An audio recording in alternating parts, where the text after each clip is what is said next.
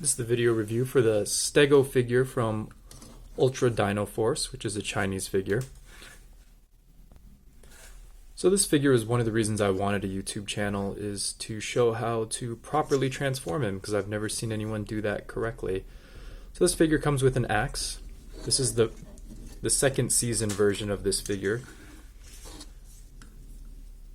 The articulation is kind of weird, so it has like ball joint elbows, but they're not actually ball joints. They are pivots, but they might as well be ball joints. That would probably be a little bit better for some of these joints, especially the shoulders. They don't have a lot of outward motion because they crash into it there. The neck is on a ball joint, which works pretty well.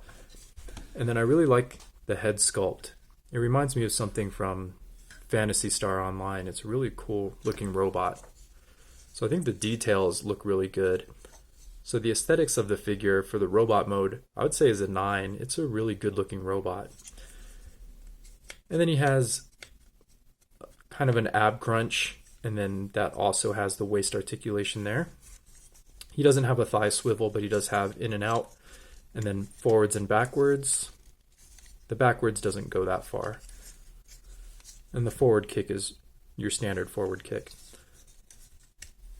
And then the knee joint is almost 90 degrees on a soft ratchet.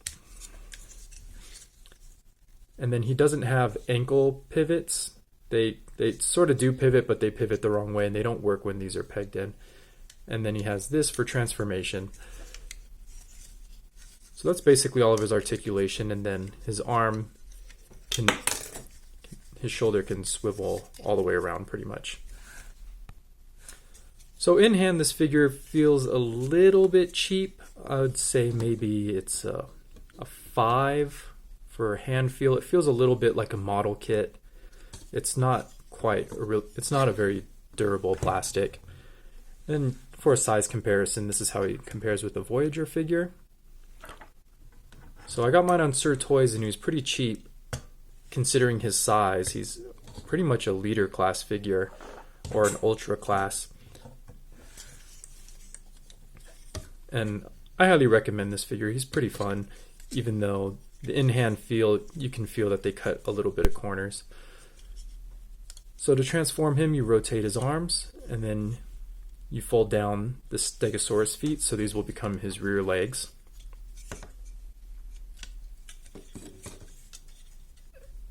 And then you fold up the head into the chest, and then you're going to use that ab crunch, which is mostly for transformation. And then you fold out the front legs. And then the head of the Stegosaurus is behind the calves, so you fold those out. And then you fold down the toes over that. And then you're going to sandwich them together, and they'll clip together right here in the ankles. There you have basically the front half of the Stegosaurus.